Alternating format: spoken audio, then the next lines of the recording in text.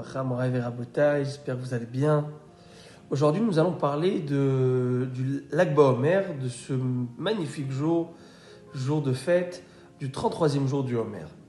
Alors, pourquoi nous fêtons ce jour-là? Qu'est-ce qu'il y a eu à ce moment-là? C'est écrit dans la halakha qu'on ne dit pas de supplication durant la prière, on ne prononce pas les supplications, parce que les élèves de Rabbi Akiva se sont arrêtés de mourir, de décéder. L'épidémie s'est estompée à ce moment-là. La question qu'on peut demander, comment peut-on dire que c'est un moment de joie, de simcha, parce que l'épidémie s'est estompée, mais c'est plutôt que tout le monde est décédé. Tous les élèves de Rabbi Akiva sont morts. Donc ce n'est pas qu'elle s'est estompée dans le sens où il aurait dû avoir une suite à cette épidémie et elle s'est arrêtée. Non, elle s'est arrêtée parce que tout le monde était mort déjà. La réponse à cela, c'est que Rabbi Akiva aussi aurait dû aller nous mourir.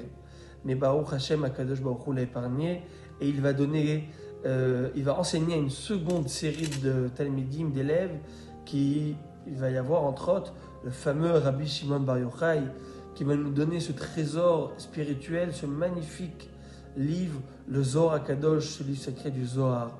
Et aujourd'hui, c'est aussi le 33e jour du Homer, c'est aussi aujourd'hui le jour de l'Aïloula de Rabbi Shimon Bar Yochai, le jour où il va retrouver son Créateur au ciel.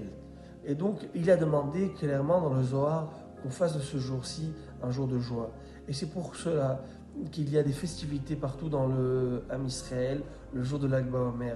Donc, il y a deux raisons au jour de fête, à cette journée de fête, c'est que l'épidémie s'est estompée et l'Aïloula de Rabbi Shimon Bar Yochai. A-t-on le droit d'écouter la musique?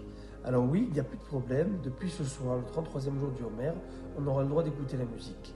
Par contre, pour ce qui est le comportement de deuil, c'est-à-dire par rapport à se couper les cheveux ou se raser la barbe, il faudra attendre mercredi matin, le 34e jour au matin, et c'est là qu'on pourra, pour nous les Sfaradim, on pourra se couper les cheveux et se raser la barbe. Voilà mon Rav Rabotai, bracha pour tous et à toutes, que de bonnes choses.